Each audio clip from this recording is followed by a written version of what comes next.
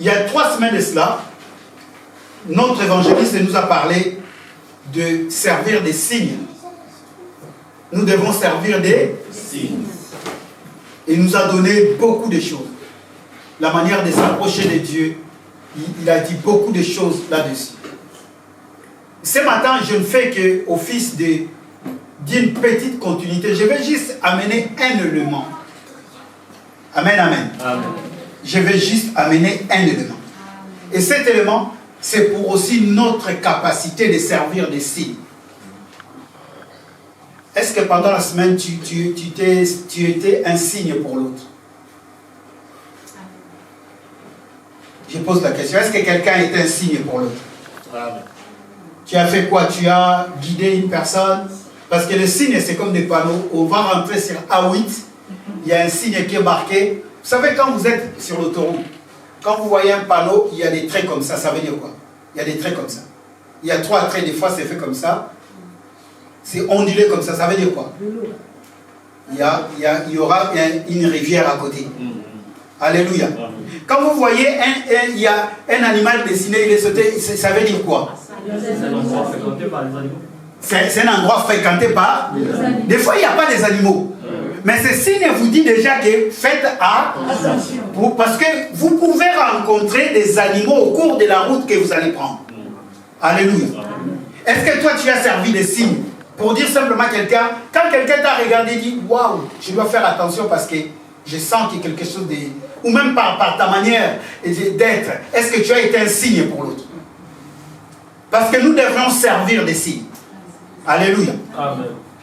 Et pendant la semaine, on a partagé, même dans le livre des Nombres, chapitre 17, que l'évangéliste a pris, chapitre 16, on a vu que le bâton de Moïse, plutôt le bâton d'Aaron, a servi des signes.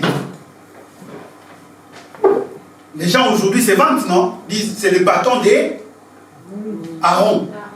C'est le bâton d'Aaron qui a été choisi. Il a bourgeonné. Lisez cela dans le livre des Nombres, chapitre 17. Hein, on ne va pas lire ce matin. Dieu a dit, bon, parce que le bâton d'Aaron, il faut maintenant lire le livre des Nombres, chapitre 16, chapitre 13, chapitre 14, chapitre 15. Vous allez comprendre pourquoi le bâton d'Aaron a fléri. Aaron n'a rien fait.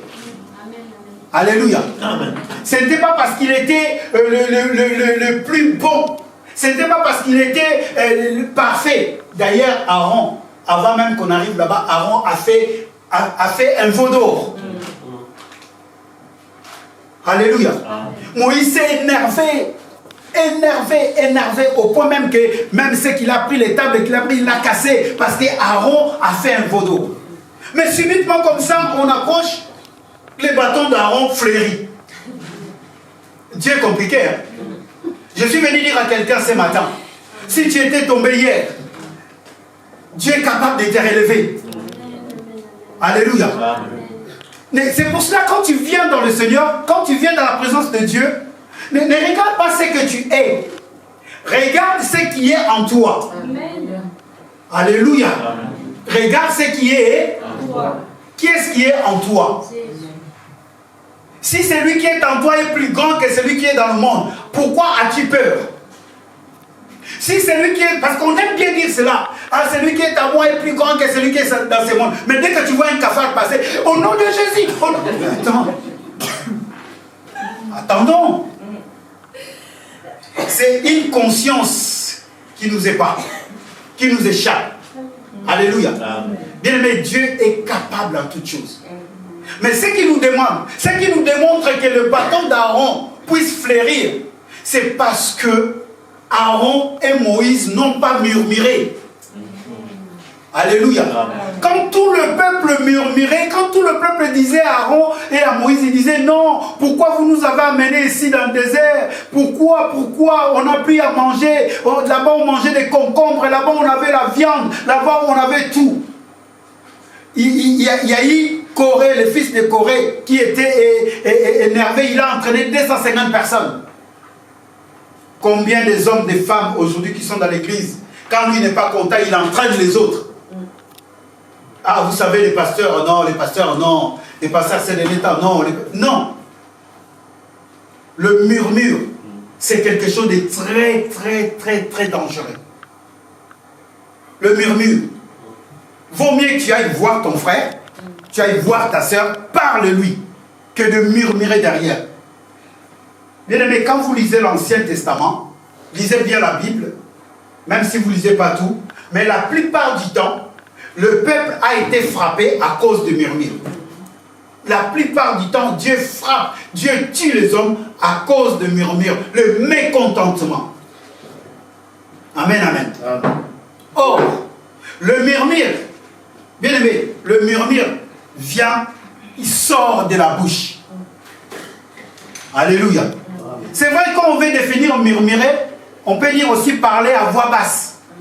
Quelqu'un qui parle à voix basse ne parle pas, il fait quoi? Il murmure. Mais prenons le murmure ici comme le mécontentement. Parce qu'on peut définir aussi murmurer comme le mécontentement. Quelqu'un qui est mécontent, il fait quoi? Il murmure. Il parle le mal. Il parle mal. Quelqu'un qui murmure, cela veut dire quelqu'un qui parle très mal. Alléluia. Allons-y dans cette dimension-là. Et ce murmure-là sort de la bouche. Et ce matin, si quelqu'un veut noter un petit sous-thème, vous savez, j'ai pris ces thèmes-là, vous allez dire, mais pasteur, comment? J'ai pris ces thèmes-là dans la Bible. Tu écris, surveille ta bouche. Amen. Regarde quelqu'un à côté de toi, dis-lui, surveille ta bouche. Vous savez, pendant la CAN, pendant le football, la Coupe d'Afrique, il y a un homme qui a eu du succès. Simplement parce qu'il y a eu l'inspiration dans sa tête, dans son cœur, en disant surveiller le fleuve. Et ça fait le tour du monde. Ça fait le tour du monde. Je veux que ce mot-là, surveille ta bouche, fasse le tour du monde. Amen. Alléluia. Amen. Partagez cela. Quand tu veux partager, envoie chez quelqu'un, dit surveille ta bouche. Amen. Parce que surveiller le fleuve, comment toi tu vas surveiller le fleuve? C'est toi qui l'as créé. Quand le fleuve s'énerve, quand le fleuve déborde, comment tu vas le surveiller? Comment tu peux dire au fleuve, hé fleuve, arrête-toi là? Si ce n'est que Dieu qui peut le surveiller. Amen. Alléluia. Amen. Ceux qui auront dit cet homme-là, surveillez vos bouches. Surveille ta bouche. C'est notre petit thème de ce matin. Pourquoi je dis surveille ta bouche? On va prendre le livre de Nombres. On est toujours dans le livre de Nombres. Nombres chapitre 13. Est-ce qu'on peut prendre Nombres chapitre 13?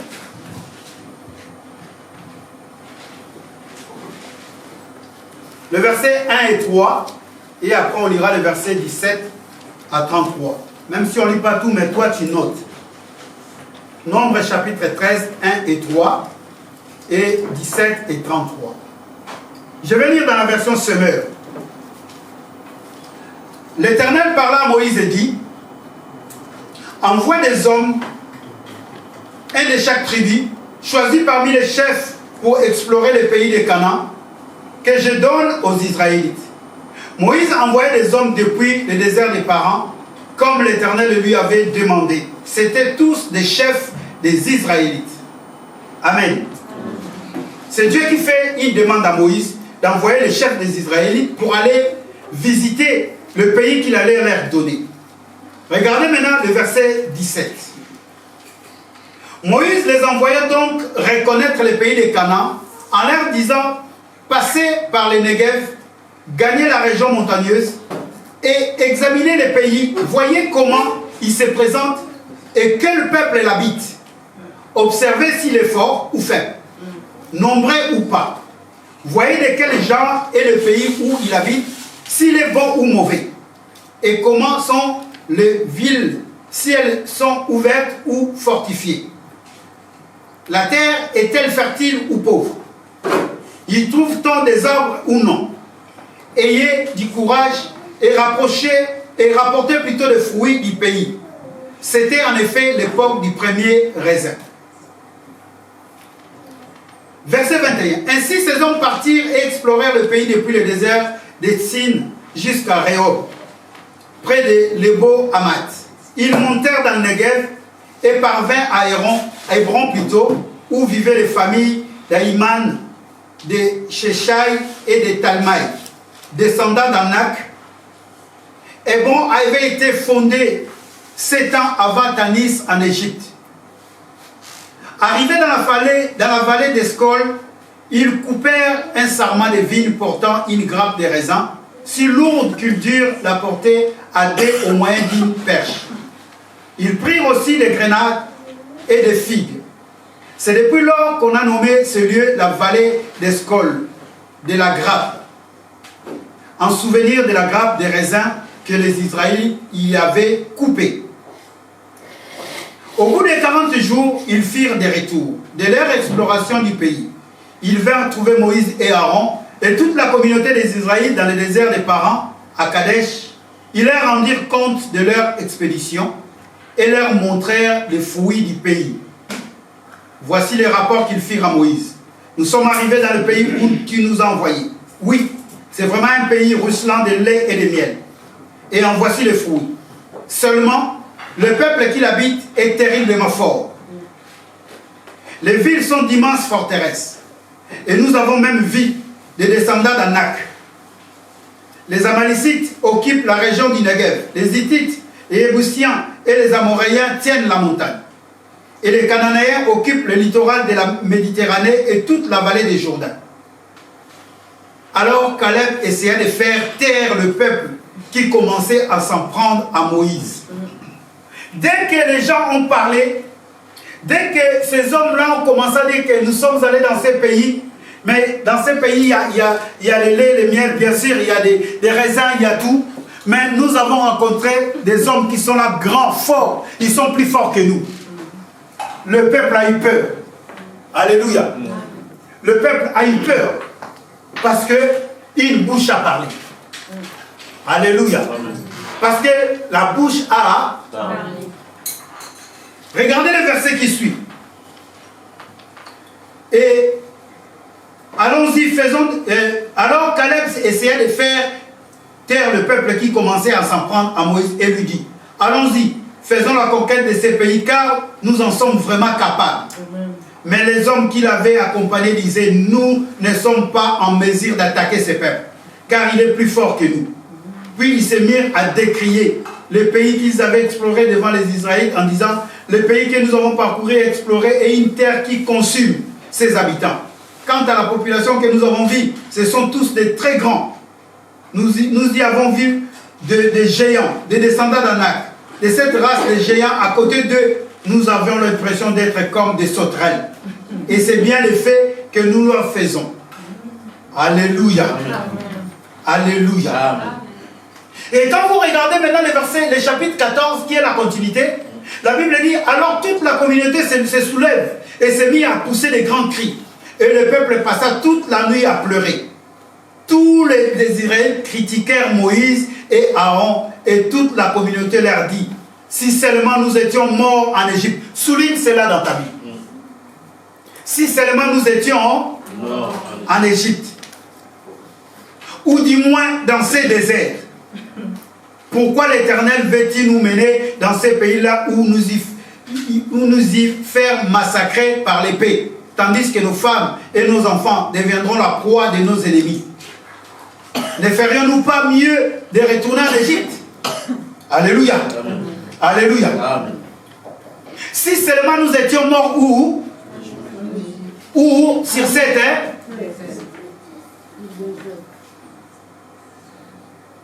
bien aimé, tout le peuple se déchaînèrent contre Moïse. Et par la bouche.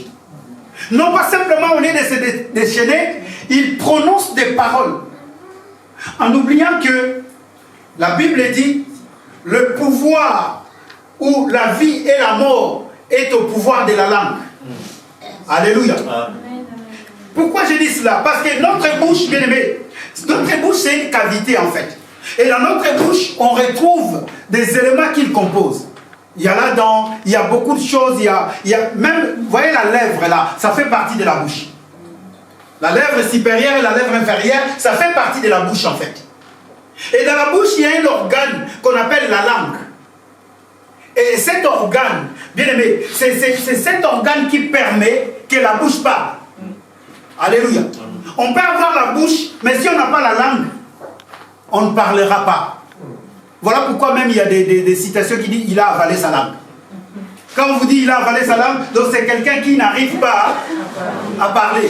Et pourtant la bouche est là. Mais comme c'est la bouche qui est la mère, comme c'est la bouche qui est tout, voilà pourquoi même Dieu dit « ces peuples m'honorent que du bout de leurs lèvres ». En fait, Dieu est en train de dire « ces peuples m'honorent que de la bouche ». Mais leur cœur était éloigné. Si tu ne surveilles pas ta bouche, bien-aimé frère, tu ne pourras jamais être un signe. Alléluia. Je suis venu parler à un enfant de Dieu.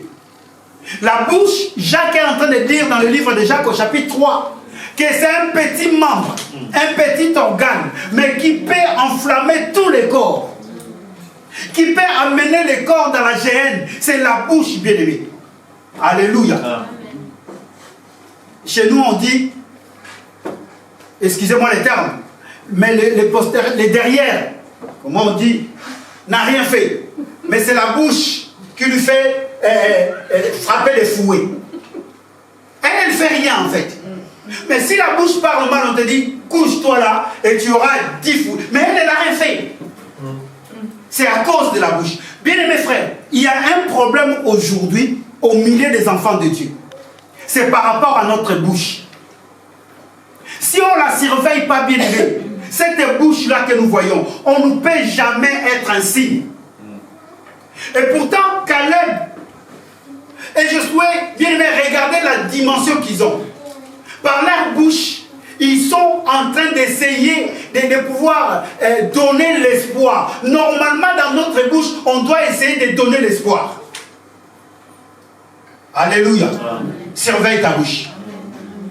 Amen. C'est à Marie-Claude. Oui. Je dois également surveiller ma bouche. Amen. Alléluia. C'est très, très, très, très important. La bouche, bien aimée, ça doit être le bâton de ton cœur. Comme le bâton d'Aaron a fleuri, c'est par rapport à sa bouche. La Bible dit quoi? Quand les hommes se sont énervés, quand les hommes commençaient à critiquer Moïse, quand les hommes ont commencé à murmurer contre Dieu, Aaron et Moïse se sont prosternés. Ils sont allés demander à Dieu la faveur de Dieu. Voilà pourquoi Dieu a fait fleurir le bâton d'Aaron. Parce qu'au lieu de murmurer, et ils sont allés vers le Seigneur pour dire, est-ce que quand un problème nous arrive, est-ce que nous allons vers le Seigneur pour essayer de parler avec Dieu? Alléluia. Amen.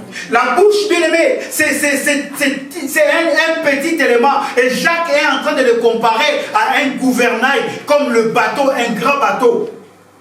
Le bateau de croisière, vous avez vu comment sont immenses? 5-6 étages. On dit que ça peut être comme un immeuble de 6 étages. Mais ils sont gouvernés par un petit gouvernail. Et on compare la bouche ou la langue par rapport à ces gouvernails-là. Ta langue, bien aimée, peut t'amener à l'enfer. Ta langue peut t'amener aussi au paradis. Amen. Mais c'est juste un petit membre, un tout petit membre. Qu'on ne voit même pas. On le voit simplement quand on sourit ou bien quand on est en train de parler, on peut la voir. Alléluia. J'aimerais bien que ce matin, quelqu'un puisse comprendre que l'homme est considéré. L'enfant de Dieu que je suis, l'enfant de Dieu que tu es, nous sommes mesurés ou considérés non pas par la grandeur, non pas par notre taille, mais beaucoup plus par ce qui sortent de notre bouche. Amen. Alléluia. Amen. Vous savez que nous sommes considérés beaucoup plus par ce qui sortent dans notre bouche. Amen. Vous pouvez avoir 50 ans. Mais si dans votre bouche, il n'y a que des bouffonneries, des mots qui ne sont pas bien, d'ailleurs même les enfants de bas âge vont vous surnommer. Ils vont vous surnommer. Ah, c'est un vieux ringard. C'est comme ça on dit, hein, ringard. Ah, lui là, il parle trop. Hein. Vous savez, un jour, j'ai eu la honte de ma vie. Je suis allé au pays chez moi et je suis allé chez mon neveu. Il avait ses enfants. Je ne sais pas, je sais pas si j'ai péché ce jour-là ou quoi, mais j'ai même pensé mal à mon neveu et à sa femme. Il y avait une petite fille, qui avait 5 ans ou 6 ans comme ça. Je suis allé une fois, la deuxième fois je suis retourné. Papy, il est venu m'embrasser. Papy, il dit, papy, toi tu parles trop. Hein. Ah. Je me suis regardé, j'ai dit, c'est sa maman, c'est son père qui lui a dit que je parle trop. Mais effectivement, je parle trop. Alléluia. Oui, je me suis rendu compte que je parlais trop. Mais une fille de 5 ans est venue des fois. Elle me dit, papi, tu parles trop. Donc je ne surveille pas bien ma bouche en fait. Alléluia. Amen. Vous savez, des fois quand nous parlons, pour les enfants, on parle trop. Ah, papa aussi parle trop, hein, papa. Ça vous est jamais arrivé? Ah, maman, tu parles trop, tu parles trop. Nous pensons bien faire, mais simplement parce qu'on n'arrive pas à surveiller notre bouche. Et Christ est en train de dire dans le livre de Matthieu, il dit, si vous voulez parler, tournez votre langue 7 fois. Si vous voulez parler, faites quoi? Tournez la langue 7 fois. Pourquoi? Parce que le pouvoir de la vie et de la mort se trouve dans la langue. Or, 7 veut dire, c'est un chiffre, la plénitude. 7 veut dire, c'est le parfait. Donc, il faut essayer. Je suis en train de regarder, non, les gens ne veulent pas me regarder, sinon je vais citer les noms. Frères, sœurs, ce matin, nous sommes en train peut-être de rigoler, c'est une bonne chose. Mais regarde un peu la manière dont tu surveilles ta bouche. Est-ce que tu surveilles ta bouche avant de parler? Est-ce que même quand tu pries, tu surveilles ta bouche? Il y a ces prières que les hommes, les enfants de Dieu font. Ah non, si tu es à côté d'eux, tu vas dire, mais est-ce qu'elle a vraiment surveillé sa bouche avant de prier comme ça, avant de parler comme ça? Même dans nos prières, bien-aimés, il y a des fois, les diables, quand ils nous regardent prier, ils disent, mais lui là, c'est vraiment, il est nul. Parce qu'on reconnaît une personne, la grandeur d'une personne, par ce qui sort de sa bouche. Dans le livre de Matthieu chapitre 15, il y avait une discussion, oh non, pourquoi tes serviteurs ne se lavent pas les mains avant de manger? Parce que c'était une coutume juive avant de manger. C'est une bonne chose, non? Oui. Avant de manger, de se laver les mains. C'est quand même l'hygiène, c'est la propreté. Mais les fidèles ou les disciples de Jésus ne se lavaient pas les mains. Problème, parce que c'était la coutume. Pourquoi, toi qui viens nous dire que tu viens de Dieu, et tes enfants ne se lavent pas les mains, tes disciples ne se lavent pas les mains? Christ les regarde, il dit, écoutez bien, écoutez bien. Ce n'est pas ce qui rentre dans la bouche, mais ce qui sort de la bouche qui rend l'homme impur. Cela veut dire quoi? Notre vie, si nous voulons être des modèles, ce n'est pas ce qui rentre dans notre bouche. Or, quand nous parlons de la bouche, notre bouche, notre nourriture, c'est la parole de Dieu. Arrêtons d'acquiser la parole de Dieu. Arrêtons même de pouvoir acquiser les hommes de Dieu qui parlent. Alléluia. Faisons un effort de pouvoir vérifier, de pouvoir surveiller ce qui sort de notre bouche. Or, ce qui sort de notre bouche, Jésus est tellement bon, il dit, c'est de l'abondance du cœur que la bouche est. Donc quand je suis en train de dire surveille ta bouche, cela veut dire en même temps, tu dois rentrer en profondeur. Bien évidemment, physiquement parlant, tu dois surveiller ta bouche qui est physique. Le mot que tu sortes de ta bouche. Laissez-moi vous dire, nous sommes des hommes. Nous avons des fois des réactions qui sont inopinées, des réactions qui sont brutales, brusques même.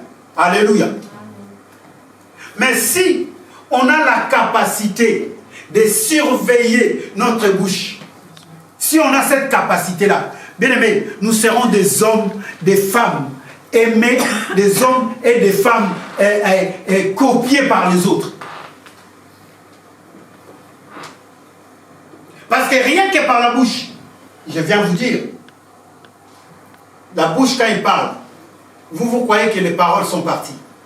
Et il y a même des personnes qui viennent des fois et disent, retire ta parole. Retire quoi? Bien aimé, regarde-moi en face. Est-ce qu'on peut retirer la parole?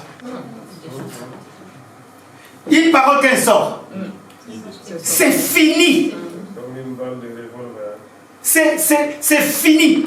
Une parole qu'elle sort. Je ne sais pas les hommes qui... Je ne sais pas comment ils peuvent dire ça. Retire ta parole. Retire ta parole, mais le cœur fait toujours mal. Parce que c'est comme la pluie. Quand elle tombe, si un jour, bien les frères, vous voyez que la pluie est en train de tomber, il arrive au niveau à ces niveaux-là, au niveau de nos têtes, et qu'elle ne touche pas la terre. Sachez-le que l'enlèvement est déjà passé. Si tu es là, sache-le que l'enlèvement est déjà passé. Donc toi, tu es resté. Ça, c'est un des signes. Le jour où vous verrez la pluie s'arrête là, il ne tombe pas sur la terre, faites attention. Regarde à tes côtés. Quand tu viendras chez moi, tu ne verras plus. Alléluia. C'est comme la parole. Quand elle sort, la parole, quand elle sort, bien aimé, tu ne peux plus la récupérer. Voilà pourquoi tu dois surveiller ta bouche. Tu dois faire un effort, même quand tu parles à ceux qui sont moins âgés que toi, même quand tu parles à ceux qui sont rien au-devant de toi, surveille ta bouche. Ces hommes-là n'ont pas surveillé leur bouche. Qu'est-ce qu'ils ont dit? Moïse, est-ce qu'il n'y avait pas de tombeaux en Égypte? Il fallait nous laisser mourir où? Ou sinon où? Il n'y avait que deux hommes qui ont prononcé bien dans la bouche.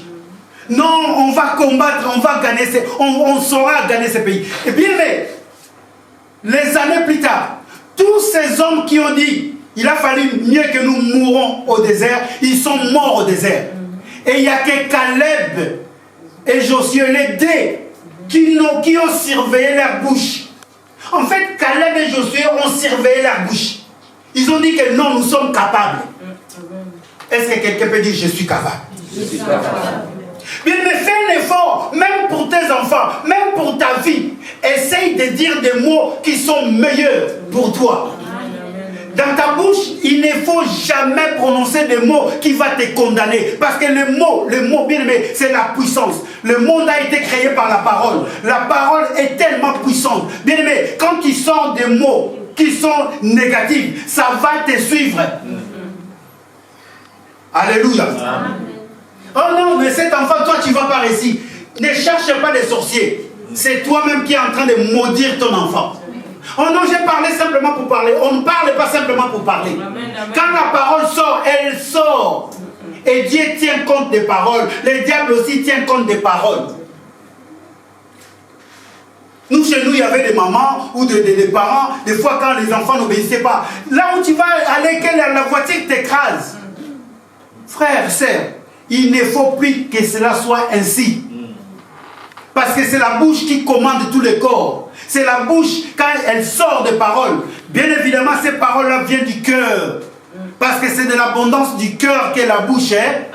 Donc c'est que si tu as mis un mot, non, j'ai dit ça en blaguant. Il n'y en a pas en blaguant. Quand quelqu'un te parle, il te dit j'ai dit ça en blaguant, ne l'écoute plus. Amen. Parce que ça sort de son cœur. Elle doit surveiller sa bouche. Parce que l'ennemi, qu'est-ce qu'elle fait? Dès qu'elle prend une parole qui est négative, elle le prend de son côté. Et il commence à l'utiliser. Vous savez pourquoi des fois on est maudit? Parce que les personnes ont parlé de malédiction. Les personnes ont parlé mal. La malédiction, c'est parler mal en fait. Alléluia. Un jour, Jésus, avec ses disciples, il se promenait. Il avait faim, la Bible dit. Il arrive devant un figuier. Ce n'était pas la saison des figues. Jésus n'a pas dit à ces figuiers-là, je t'ai maudit. Non. Il a dit simplement qu'il n'y ait plus de fruits en toi. Des fois, quand nous parlons, tu ne dis pas à quelqu'un, je te maudis. Mais la manière dont tu as parlé, parce que tu n'as pas surveillé ta bouche, tu es en train de maudire quelqu'un en fait. Alléluia. Des fois, tu es en train de te maudire toi-même quand tu parles. Ah, moi, vraiment, je ne comprends rien. C'est toujours, ça ne passe toujours pas. Ça ne va. Tu es en train de te maudire. Est-ce que tu peux regarder quelqu'un et lui surveiller ta bouche? Surveille ta bouche. Tu vas être grand. Tu vas être même un chrétien puissant. Surveille ta bouche. Amen. Alléluia. Amen. Parce que tout c'est dans la bouche. Quand nous allons vers le pasteur pour qu'il prie pour nous, ils utilisent quoi? La bouche. Alléluia. Et si tu viens devant maintenant Samuel qui prie pour toi, et il commence à dire, toi tu ne vas pas réussir, toi tu vas souffrir, toi, je pense que tu dois t'élever. Alléluia. Mais si en te regardant comme ça, dit, sœur, en plus aujourd'hui c'est beaucoup de sœurs, permettez-moi les sœurs. Sœur, je vois, tu vas voyager, et les sœurs aiment ça. Alléluia. Amen, amen. Amen. Nous avons tous la capacité, et c'est dans notre bouche. À moins que tu n'aies pas la bouche. Si tu as une bouche, et je veux que là vous m'écoutez, de loin vous êtes, partagez ces messages. Envoie un message à quelqu'un, dis-lui simplement, surveille ta bouche. Il y a des problèmes qui nous arrivent souvent dans nos vies parce que nous n'avons pas surveillé nos bouches. Bien aimé, les problèmes peuvent arriver 10 ans, 20 ans après, simplement par une parole que tu as déjà prononcée. Et toi, tu ne te rappelles même plus de cette parole. Alléluia. Est-ce que nous sommes là ce matin? Je suis venu booster un enfant de Dieu. Quand tu parles et réfléchis, quelles que soient les circonstances, quel que soit l'endroit où tu es, quelle que soit l'atmosphère qu'il y a, quand tu veux parler, réfléchis, surveille ta bouche. Les enfants, surveillez vos bouches. Vous qui aimez le Seigneur, vous qui venez dans la présence de Dieu, surveillez vos bouches. Nous qui sommes là, disons chrétiens, surveillons nos bouches. Il peut y avoir la guerre, il peut y avoir des hostilités. Mais si les gens ne parlent pas, la guerre ne se termine jamais. Jamais la guerre ne s'est terminée par des coups de fusil.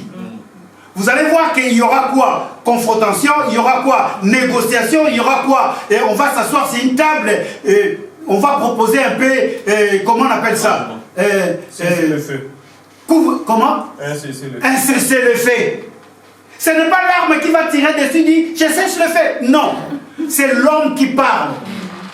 Alléluia. Amen. Je disais Alléluia. Amen. Et nous nous sommes rendus compte que les enfants de Dieu, nous prenons notre bouche comme si c'était de rien du tout. Et Jacques dit, comment se fait-il? Jacques chapitre 3, toujours il dit, comment se fait-il dans la même bouche, vous bénissez Dieu, et dans la même bouche, vous maudissez les hommes que Dieu a créés à son image. Donc la bouche d'un enfant de Dieu n'est pas faite pour parler mal. Surveille ta bouche, s'il te plaît. Amen. Surveille bien ta bouche. Amen. Beaucoup de choses nous arrivent parce que nous n'arrivons pas à surveiller notre bouche. Amen. Proverbe chapitre 18, 20 à 21. Ça, nous allons lire. Dans le livre de Jacques, lisez Jacques 3, à partir du premier verset, allez même jusqu'au loin. Proverbe 18. Regardez ce qui est écrit. Est-ce que quelqu'un y est? 20 à 21. Frère Adolphe, si tu es, tu peux me lire cela. Merci. Proverbe 18, 20 à 21. Lisons la parole de Dieu. La mort et la vie sont au pouvoir de la langue. Quiconque l'aime en mangera les fruits. Alléluia. Celui qui trouve une femme trouve le bonheur. On s'arrête même là, parce qu'aujourd'hui on ne veut pas parler de la femme. La mort et la vie sont au pouvoir de quoi? Bon, maintenant on nous dit la mort et la vie. Qui n'aime pas la vie? Qui aime la mort? Proverbe 18, 20 à 21. Qui? Bon, bien aimé, vous savez, si maintenant il y a un homme qui rentre là, il rentre avec une arme, il pointe, il dit, qui veut vivre? Mon frère, il dit, qui veut vivre et qui veut mourir? Tu vas choisir quoi? On peut même dire, qui aime Jésus, passe de ce côté parce qu'il va mourir. Qui n'aime pas Jésus, va là-bas, il va vivre. Ah, pardon, qui ne rentre pas aujourd'hui? Vous allez dire, pasteur, toi aussi. Parce que tout homme aime vivre, n'est-ce pas? Tout homme aime vivre. Mais je te donne maintenant les secrets. Parce qu'il s'agit de la vie ou de la mort. Allons-y dans le livre de Psaume 34. Psaume 34. Verset 12 à 15. Frère Adolphe, lis dans la version Semer. Moi je vais lire dans la version 12. Proverbe 34, 12 à 15. Nous sommes plutôt. Psaume. Voilà, 34. Nous lisons la parole de Dieu. Merci. Venez, mes fils, écoutez-moi. Je vous enseignerai la crainte de l'Éternel. Quel est l'homme qui aime la vie? C'est une question. Quel est l'homme qui aime la vie? Qui désire la prolonger pour jouir du bonheur. Préserve ta langue du mal et tes lèvres de paroles trompeuses. Éloigne-toi du mal et fais le bien. Alléluia. Recherche et poursuis la paix. Recherche et poursuis quoi? La paix. Dieu appelle ses enfants. Il dit, venez mes fils, écoutez-moi. Et je vous apprendrai comment vivre en révérant l'Éternel. Il a posé la question, qui désire une longue vie? Qui désire une longue vie dans cette salle? Moi, je désire une longue vie. Amen. Qui désire une longue vie? Qui voudrait être heureux? Mais qui veut être heureux dans cette salle? Amen. Amen. C'est des questions, hein? Tout le monde dit, moi, monsieur. Maintenant, regardez ce qui suit. Il dit, tu désires la vie, bonne chose. Tu veux vivre heureux, bonne chose. Mais il faut que tu veilles sur ta langue. Amen. Surveille ta bouche pour vivre longtemps. Surveille ta bouche pour être heureux. Alléluia. Alléluia. Amen. Tu veux être heureux. Des fois, on veut avoir beaucoup d'argent pour être heureux. Mais la Bible dit, surveille simplement ta bouche. Tu vas être heureux. Si tu ne critiques pas, tu ne verras pas les personnes venir chez toi t'engueuler. Amen. Alléluia. Amen. Si dans des coins comme ça, les gens sont en train de parler mal, toi tu te calmes. Tu verras que ton calme va t'amener loin. La vie va aller loin à cause de ton calme. Mais il y a des endroits où tu arrives, ne parle pas. La bouche qui parle beaucoup finit par quoi? Par pécher. Comme m'a dit cette fille-là de 5 ans, papi, tu parles trop. Alléluia. C'est une question de vie et d'être heureux. Quelqu'un qui surveille sa bouche, bien aimé, c'est quelqu'un qui est heureux. Je suis venu te donner, aujourd'hui, je suis venu te donner un secret. Tu vas être heureux dans ta vie. De tout ce que tu fais, commence d'abord à surveiller ta bouche. Commence à surveiller ta bouche. Il y a des choses, toi tu penses bien dire, mais quand tu le dis, ça peut t'amener des ennuis. Ça peut probablement t'amener des ennuis, mais graves même, des ennuis graves. Amen, amen. Amen. Bien, mais c'est les engagements, nous les prenons par la bouche.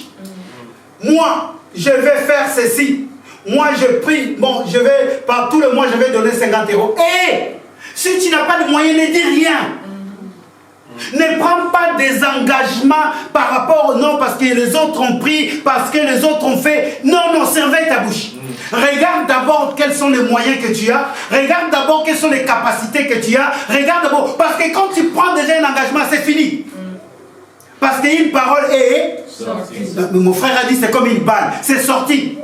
Maintenant, toi, tu t'es déjà engagé, tu as sorti une parole. Et tu viens après, tu dis, je retire ma parole. Comment tu vas les retirer? Il y a beaucoup de choses qui nous arrivent. Parce que nous avons fait sortir des paroles très tôt. On est allé trop tôt à la besogne. On est allé trop tôt sans pour autant comprendre qu'est-ce qui va se passer. Alléluia. Je disais alléluia. Est-ce qu'on peut acclamer le Seigneur?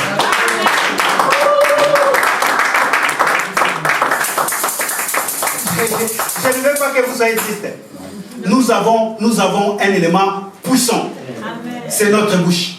Amen. C'est par notre bouche, quand tu es là, tu es debout, tu vois quelque chose qui est en train de se passer. Tu regardes, tu dis, toi là, au nom de Jésus, pars. C'est par la bouche. C'est puissant. Et par la même bouche, bien aimé, si tu ne fais pas gaffe, tu tombes. Je ne dis pas que là où vous êtes partout, vous commencez à se taire, que vous ne prenez plus des engagements. Prends tes engagements. Mais honore cela. Parce que l'homme est considéré par rapport à ce qui est sorti de sa bouche. Je ne veux pas qu'on m'arrête. Mais il y a un homme, il a pris des engagements. il a pris même à témoin, il a dit, si ça arrive simplement ça, vous allez voir, je vais faire ça. Dieu ne dort pas. Ça arrivait même plus que ce que lui il a demandé. Vous voyez, quand on parle, il faut réfléchir. Si tu touches à ma fille, tu verras ce que je vais faire. Bon, maintenant Tyson vient, il donne un coup de baffe à ta fille. Tu vas faire quoi? Imaginez maintenant le Tyson, le vrai Tyson, quand il était encore jeune. Il rentre chez toi. Tu dis, si tu touches à ma fille, tu verras comment je vais te démolir. De suite, il frappe à ta fille. Je pense que tu vas donner un coup, mais tu vas recevoir 50. Alléluia. Amen. Mais si tu es sûr de toi, tu dis que cet homme-là, il est Tyson, il donne des coups, il est fort. Mais moi, j'ai une certaine manière comment je vais le déstabiliser. C'est à ce moment-là que tu peux lui parler. Amen. Alléluia. C'est à ce moment-là que tu peux lui dire, essaye. Si tu essayes maintenant, tu verras. Il faut être sûr avant de parler. Alléluia. Amen. Il faut être sûr. Ne parle pas pour parler. Ne dis pas des choses. Il y a la malédiction qui accompagne beaucoup d'enfants de Dieu aujourd'hui. Je connais un homme, lui il a dit des mots, mais bien aimé, si je le dis aujourd'hui, je ne souhaite pas la malédiction. Mais je vais dire simplement que les paroles, il faut les préserver. Parce que des fois, Dieu nous met en épreuve. Alléluia. Et cet homme-là, on parlait, on était ensemble. On était à 5. Il dit, moi là, pasteur, moi que tu vois là. Même si tous les hommes partent de l'église, moi je ne partirai jamais. Mais il s'est avéré, il y a eu juste un petit vent. Il est parti sans même dire au revoir. Alléluia. Amen. Vous voyez la gravité de la langue. Vous voyez la gravité de la bouche. Alléluia. Je disais alléluia. Amen. Est-ce que quelqu'un depuis ce matin peut commencer à comprendre que la langue c'est un élément capital dans un corps? C'est un petit membre, mais elle est tellement puissante. La langue, elle est tellement puissante. Alléluia. Amen. Si tu es fort, c'est par la langue. Si tu es capable à pouvoir déclencher, bien aimé, c'est par la langue. Même je dirais l'autorité d'une personne, c'est par rapport à ce qui sort de sa bouche. Amen. Alléluia. Amen. Vous croyez que... Mais, moi, je ne dis pas mon âge, je suis jeune, j'ai 20 ans. Ok. Mais vous allez vous rendre quelque part, un enfant de 17 ans. Et cet enfant-là, c'est lui le général de l'armée. Quand il dit, assieds-toi, tu vas faire quoi? Pourquoi? Parce qu'il y a une autorité qui, même quand il sort de sa bouche un mot, tout le monde écoute. Alléluia. Amen. Comment se fait-il que nous sommes des millions, même je ne sais pas de combien ici en France, mais quand Macron dit une chose de sa bouche, il y a la panique. Et pourtant, moi je suis plus âgé que lui, pardonne-moi président, mais quand tu parles, j'écoute. Alléluia. C'est la langue. Le pouvoir que nous avons, on le manifeste par la langue. Voilà pourquoi même quand tu pries, ne prie pas n'importe comment. Tu as un pouvoir. Quand tu pries, sois capable, tourne même ta langue cette fois. Même si tu n'as pas un mot à dire, vaut mieux ne rien dire. Calme-toi. Alléluia. Amen. Il se reconnaîtra. Hier, j'étais avec un homme qui disait, des fois c'est comme... ah là là, hier j'étais béni. J'étais béni. D'ailleurs, la Bible dit, ne multipliez pas plusieurs paroles quand vous priez. Mais vous allez voir, des fois, il y a des personnes qui prient par mouvance. On va crier comme des perroquets. Quand tu pries, c'est ton cœur d'abord qui prie. Alléluia. Ce que tu es en train de dire là, tu dois être consciente que c'est une puissance qui est en train de sortir. Et que cela, quand il sort, il doit aller impacter. Comment ça se fait? Nous prions, et nous ne voyons pas beaucoup d'effets. Bien aimé, surveillons notre bouche. Amen. Alléluia. Amen. Des fois, en priant, tu dis des choses qui bouleversent même la prière que tu es en train de dire. Qui effondrent même la prière que tu es en train de dire. Tu as bien prié, mais arrivé à la fin, tu bouleverses tout ce que tu as dit. Amen, amen. Amen. Alléluia. Amen. Quel est celui qui veut vivre longtemps? Quel est celui qui veut être heureux? Qu'il fasse quoi? Qu'il veille sur sa langue. Souligne cela dans ta Bible, c'est Psaume 34. Quel est celui qui veut vivre longtemps? Quel est celui qui veut être heureux? Qu'il veille simplement sur sa langue. Celui qui veille sur sa langue, bien aimé, il préserve même son âme. Est-ce que vous le savez? Est-ce que vous me croyez? Amen. C'est lui qui veut vivre longtemps, c'est lui qui surveille même sa bouche, il préserve son âme. Son âme est préservée. Amen. Alléluia.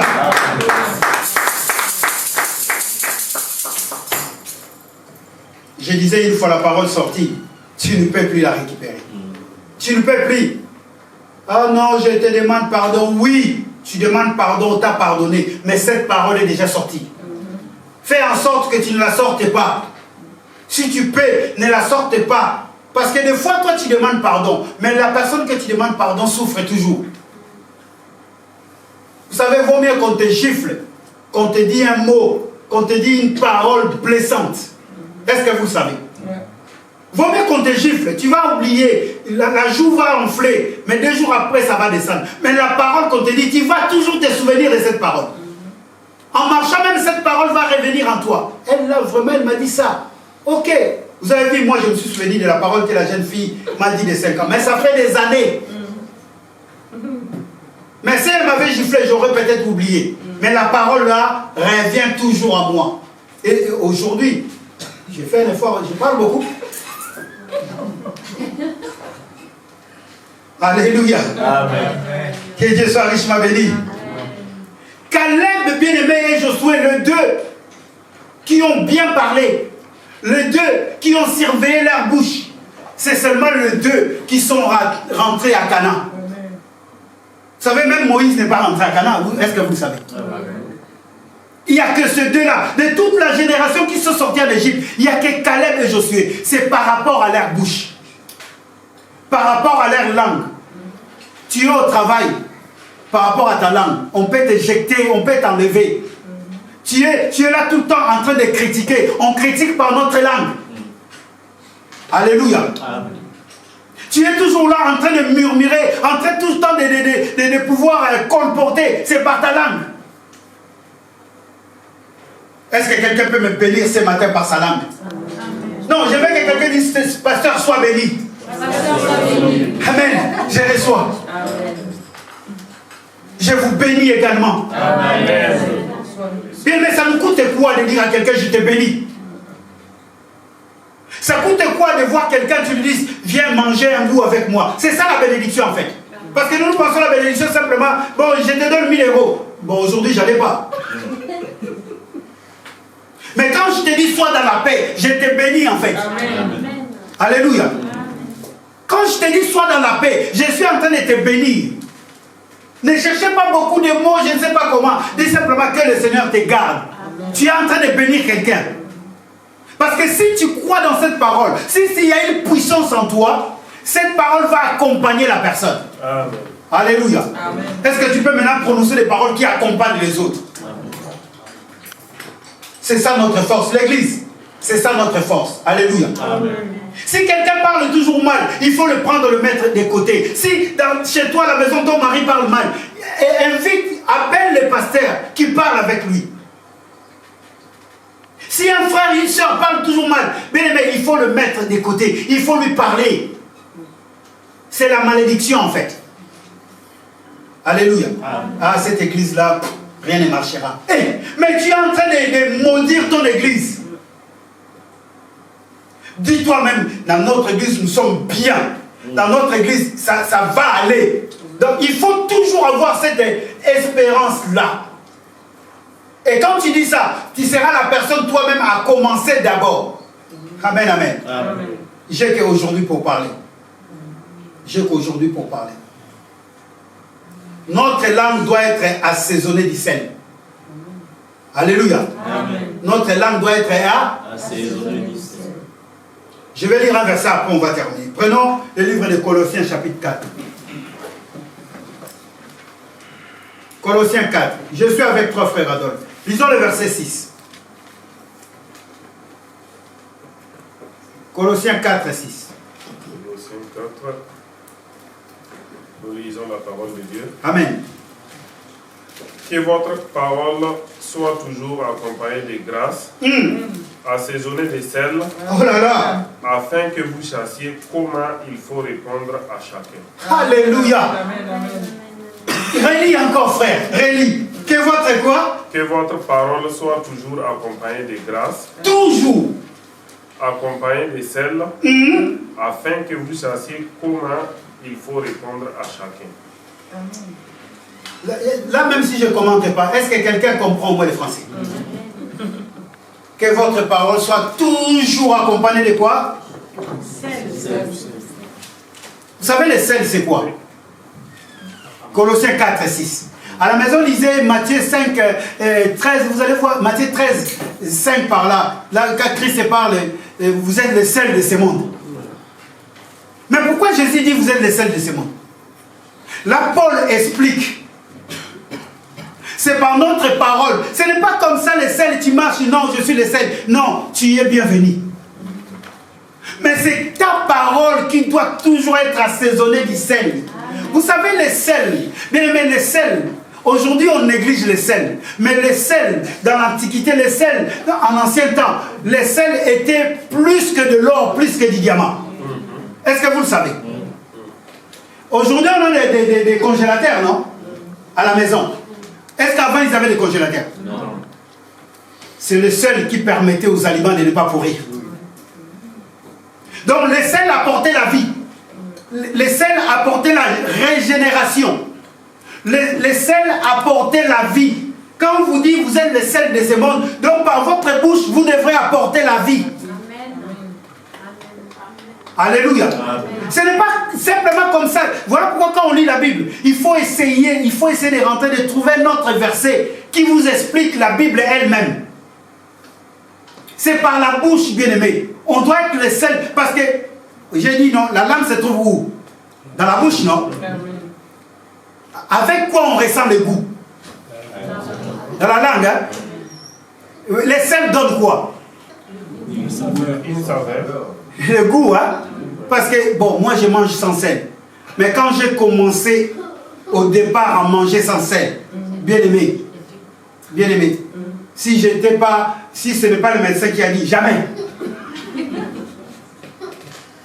jamais, on vous fait des haricots sans sel. Allez manger. Et vous allez comprendre. Mais maintenant, j'ai pris le goût. Parce que c'est la langue qui a pris le goût. Vous savez, des fois, les gens disent c'est difficile. Mais quand la langue prend le goût, vous allez voir, elle s'habitue. Quand ta langue prend le goût de bien parler, vous allez vous habituer. Amen, amen, amen, amen. Alléluia. Amen. Alléluia. Amen. C'est ça. Nous sommes les sels, bien-aimés. Amen. Les sels. Je veux qu'en sortant de ce lieu, nous puissions changer. Amen. Parce que nous sommes puissants. Est-ce que quelqu'un peut dire nous sommes puissants? Est-ce que quelqu'un peut dire je suis puissant? Je suis puissant. Bienvenue. Surveille ta bouche. Sœur Sanada, surveille ta bouche. Il y a une puissance qui est là-dedans. Amen. Vous savez, la force mal maîtrisée, c'est une destruction. Une force mal maîtrisée, ça devient une destruction. Vous avez un bulldozer et vous n'arrivez pas à maîtriser. Voilà pourquoi il y a les accidents. La voiture, c'est une force. C'est les gens qui ont fait la mécanique. Quand le moteur tourne, il peut tourner à 3000 tours par minute. Des fois, quand vous prenez votre voiture, regardez les manomètres là qui sont là. Ça montre les tours de voiture, comment la voiture tourne. Elle tourne des fois à 3000 tours par minute. 3000 tours. 3000 tours par minute. Quelle force! Et si vous avez pris la voiture comme ça, vous n'arrivez pas à le maîtriser. L'accident. Il y a beaucoup d'accidents à cause de notre bouche. Parce qu'on n'arrive pas à les surveiller. On va se tenir debout. Est-ce que quelqu'un a compris ce matin? Amen. Est-ce qu'on peut acclamer le Seigneur parce que notre Dieu?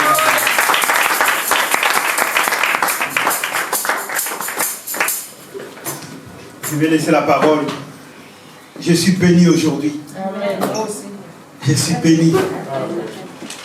Il était là, il était tout le temps caché. Or, il y avait la bouche qui devrait parler. Amen, amen, amen, amen. Alléluia.